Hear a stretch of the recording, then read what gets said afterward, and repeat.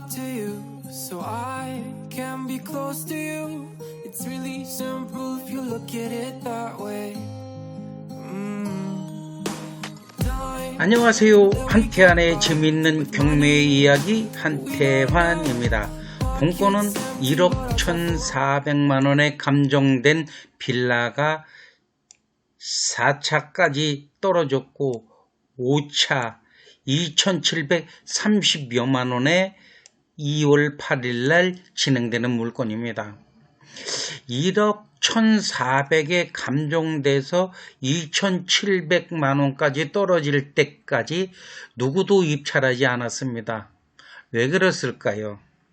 이 본권 빌라는 낙찰받으면 안 되는 물건이다. 위험한 물건이다. 이렇게 판단돼서 입찰하지 않았나 이런 생각을 합니다. 경매 물건에는 세 가지로 분리해서 분석할 수 있습니다. 첫 번째는 낙찰 받으면 안 되는 물건. 두 번째는 낙찰 받아도 되는 물건. 세 번째는 낙찰 받으면 안 되는 물건처럼 보이지만 낙찰 받아도 되는 물건. 본건이 위험한 물건으로 보이지만 평범한 물건입니다. 낙찰 받아도 상관없습니다. 지금부터 제가 권리 분석, 물건 분석을 하려고 합니다. 여러분들이 제 유튜브를 보시고 과연 이 빌라가 낙찰 받아도 되는지 안 되는지 판단하시기 바랍니다. 본권 빌라입니다. 본권 빌라의 전면 사진이고 이 앞이 도로인데 편도 1차선, 왕복 2차선 도로를 물고 있는 빌라입니다. 빌라의 내부 구조도를 보도록 하겠습니다. 현관문을 열고 들어가면 우측에 방, 정면에 주방 겸 거실, 화장실, 안방이 있습니다. 이 파란색으로 표시된 부분이 테라스입니다. 테라스는 그냥 오픈된 상태로 사용하여야지 샌드위치 판넬로 측면을 가린다든지 지붕을 만든다든지 창호 샤시로 밀폐된 공간으로 사용하시면 안 됩니다. 본권 빌라는 어떻게 사용되는지 보도록 하겠습니다. 측면을 샌드위치 판넬로 감고 샌드위치 판넬로 지붕을 만들고 창호 사시로 완전히 밀폐된 공간으로 만들고서 사용하고 있는 빌라입니다. 이런 빌라에 입찰할 적에는 반드시 건축물 대장을 발급받아야 합니다. 그 이유는 현황이 위반 건축물인데 건축물 대장에 등재되어 있는 경우도 있고 등재되어 있지 않는 경우도 있습니다. 본권 빌라 같은 경우는 현황은 위반 건축물인데 등재되어 있지 않았습니다. 본권 빌라가 위반 건축물이라면 요 노란색 바탕에 위반 건축물이라고 기록되어 있어야 됩니다. 건축물 대장 첫 번째 장이고 두 번째 장을 보도록 하겠습니다. 두 번째 장입니다. 이 빌라가 위반 건축물이라면 위반 내용은 요 부분에 기록하는 것입니다. 또 위반 건축물인데 지자체의 시정명령에 의해서 시정을 하였다면 시정한 내용은 여기에 기록하는 것입니다. 그렇다면 이 빌라는 처음부터 위반으로 등재된 적이 없는 빌라다 이렇게 보시면 되겠습니다. 위반 건축물로 등재된다면 세 가지 어려움에 빠집니다. 첫 번째, 담보대출이 되지 않습니다. 이 빌라가 제 거다. 이 빌라를 은행에 담보로 제공하고 대출을 받아야 되는데 위반 건축물로 등재되어 있으면 대출이 실행되지 않습니다. 이 빌라를 팔 때도 사는 사람이 이 빌라를 대출받으려고 하면 대출이 실행되지 않습니다. 전세 대출도 나오지 않습니다. 이 빌라가 제 빌라입니다. 전세를 놨는데 전세 들어오려고 하는 세입자가 부득이 전세 대출을 받아야 된다면 대출 받을 수 없습니다. 일반 건축물에 전세 대출은 해주지 않습니다. 강제이행금. 일반 건축물이라면 이 위반 내용이 해결될 때까지 이행금은 통지서를 보냅니다. 이러한 세 가지 불이익이 있습니다. 위성사진 보도록 하겠습니다.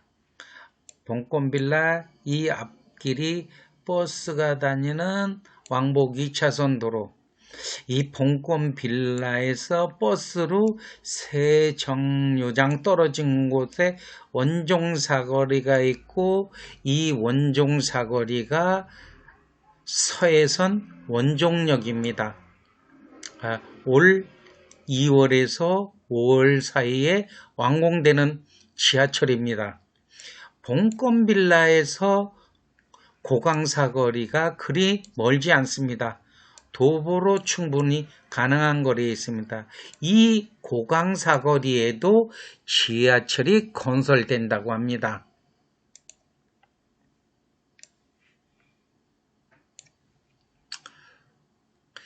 대장 홍대선. 홍대에서 상암동을 거쳐서 들어오는 대장 홍대선이 4,477억 원이 국회를 통과했답니다. 아마 설계비일 겁니다. 민자 사업이고 이 지역 현재 국회의원이 이런 프랜카드를 걸었습니다. 고강사거리에만 걸은 게 아니라 부천 곳곳에 걸려 있었습니다. 봉건빌라는 이 봉건빌라 지근거리에 제가 부동산을 하고 있습니다. 그래서 이 빌라가 부동산의 매물이 얼마에 나와 있나 확인해 봤습니다. 그런데 나홀로 빌라라 그런지 전세 월세 매매가 나와 있지 않았습니다. 그래서 이 빌라와 유사한 조건으로 비교해 보니 다른 빌라들은 9천에서 1억 정도였습니다. 이것으로 이 빌라의 물건 분석을 마치고 권리 분석을 시작하겠습니다. 봉건빌라는 관할법원이 부천지원입니다. 관할법원은 사건 번호는 2020 타경 3029 강제경매. 봉건빌라의 지분은 5.7평, 빌라치고는 상당히 작습니다. 그러나 차 다니는 도로를 물고 있어서 기타 빌라보다는 지가가 좀 높지 않을까 생각해 봅니다. 전용은 9.28평. 이것 또한 작습니다. 그러나 테라스를 밀폐된 공간으로 사용하고 있습니다. 그것을 합한다면 전용이 한 13대에서 14평 되지는 않을까 이렇게 생각합니다. 임차인의 대항력 여부를 보겠습니다. 임차인 김씨가 있는데 대항력이 있다고 합니다. 이 빌라의 소멸 기준은 김씨 개인 근저당이 소멸 기준 권리다. 경매 초보자 중급자들이 대항력 있는 임차인과 소멸 기준 권리 관계의 복잡함을 잘 모르고 실수하는 경우가 자주 있습니다. 그래서 그 부분에 대해서 자세히 설명드려 보도록 하겠습니다. 임차인의 대항력 여부를 보니까 김씨가 대항력이 있고 이 김씨는 경매 신청 채권자다. 소멸 기준 권리는 근저당이다. 이 소멸 기준 권리를 소멸기준 권리라고 말하기도 하고 말소기준 권리라고 말하기도 합니다. 어떻게 사용해도 관계없습니다. 전입이 빠르다. 임차인의 전입이 빠르다. 무엇보다도 소멸기준 권리보다도 빠르다면은 대항력이 있다라고 얘기합니다. 전입이 2018년도인데 소멸기준은 2019년도. 빠르다. 대항력 있다. 확정이 빠르다면 우선배당. 무슨 말이냐. 보통 세입자들은 전입하고 확정 받습니다. 전입, 확정 2018년도입니다. 소멸기준 권리는 2000. 전입 확정이 다 빠릅니다. 그렇다면은 대항력도 있고 법원에서 소멸기준 권리보다도 임차인을 먼저 배당 준다. 우선 배당 준다. 배당 요구를 하였다면은 법원에서 돈을 준다. 배당 요구 언제 하였나 보니 21년 6월 7일. 배당 요구 종기일은 6월 25일. 배당 요구 종기일 이전에 정상적으로 배당을 했습니다. 따라서 이 김 씨는 하늘이 무너져도 임차 보증 9천만 원을 받을 수 있습니다. 그런데 만약 배당 요구를 하지 않았다면 대항력도 있고 확정도 빠른 사람이 배당 요구를 하지 않았다면 낙찰자가 인수해야 합니다. 배당 요구하지 않으면 법원은 배당 주지 않습니다. 그 받을 돈이 국가의 세금이라도 배당 요구하지 않으면 절대로 주지 않습니다. 이 대항력 있는 세입자는 법원에서 배당 주지 않을 적에 낙찰자가 물어주어야 한다. 그런데 배당 요구를 하였지만 배당금이 부족하다면 낙찰자가 인수해라. 얼만큼 부족분을. 예를 들어 보겠습니다. 이 임차인 김 씨의 임차 보증금은 9천만 원입니다. 법원에서 배당 주다 보니 임차인에게 3천만 원만 배당됐다. 그러면 임차인은 9천인데 3천만 받았기 때문에 6천만 원이 부족하다. 이 부족분은 낙찰자가 물어주어야 한다. 본건빌라의 압류가 2개 있습니다. 압류를 보니 차량 등록과 징수가. 국가기관의 압류 중에 무서운 것은 세무서 압류입니다.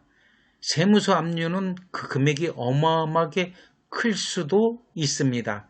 그러나 부천시 압류 또는 구청의 압류는 그다지 크지 않습니다. 제가 경매 한 30년 했지만 시청, 구청 압류가 저에게 큰 데미지를 줬던 적은 없습니다. 금액 그리 크지 않습니다. 무시해도 될 정도로 작습니다. 그러면 배당에 대해서 보겠습니다. 제 유튜브는 스피드 옥션 유료 사이트를 활용합니다. 스피드 옥션에서 제공한 배당표를 보고 설명드리겠습니다. 권리의 성립 순위를 보겠습니다.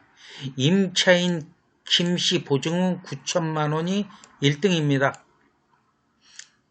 김씨 근저당이 2등, 신한카드 가압류가 3등, 부천시 압류가 4등, 5등. 권리의 성립 순위는 이렇지만 반드시 배당은 권리 순위, 성립 순위와 관계없을 수도 있습니다. 여기 영순위 경매 신청 비용이라고 있습니다. 경매 신청 비용은 뭐냐면은 채권자가 채무자의 부동산을 경매 신청하면은 법원에서는 제출한 서류가 합당하다면 비용을 요구합니다. 왜 비용을 요구하냐면은 채무자의 부동산을 경매 신청하기 위해서는 가격을 알아야 되기 때문에 감정평가서를 보내야 되고 일간신문에 공고도 해야 되고 집행관이 나가서 빌라에 누가 사는지 확인, 공적장부도 띄어야 되고 이해관계인한테 서류도 송달해야 됩니다. 그러한 비용을 먼저 요구하는 겁니다. 그래서 세입자 겸 경매 신청자 이 김씨가 법원에 경매 신청 비용으로 제공하는 비용이 138만 8,885원입니다. 영순입니다. 배당 줄 적에 뭐 당해세가 빠르다, 소액 최우선이 빠르다 소용없습니다. 경매 신청 비용이 영순입니다. 경매 신청 비용을 예납금이라고 표현하기도 합니다. 그렇다면은 이 빌라를 2,730여만 원 낙찰 받았다면은 법원에서는 이 돈을 받아서 경매 신청 비용을 먼저 배당 줍니다. 그렇다면 실제로 배당할 총 금액은 2,590여만 원이 남게 됩니다. 이 돈에서 여기 좀 복잡하게 되어 있지만 배당은 좀 복잡하니까 간단하게 2등 9천만 원을 지급한다면은 부족분은 6,400여만 원이 발생된다. 그렇다면은 낙찰자가 이 빌라를 낙찰받기 위해서 필요한 돈은 낙찰금의 2,730여만 원 하고 부담해야 될 돈 6,400여만 원 합치니까 9,130여만 원이 되더라. 이 빌라는 제가 나홀로라 매물로 나온 건 없지만 유사한 조건으로 비교하니까 9천에서 1억이더라. 낙찰 받으면 큰 실익은 없겠지만 낙찰 받으면 위험하다, 안 된다 그런 물건은 아닙니다. 이 빌라의 입찰일은 2월 8일입니다. 제 유튜브를 보시고 이 빌라의 입찰을 참여할 것인지 참여하지 않을 것인지는 여러분 판단입니다. 이 빌라는 결코 위험한 빌라는 아닙니다. 유튜브 마치겠습니다. 감사합니다.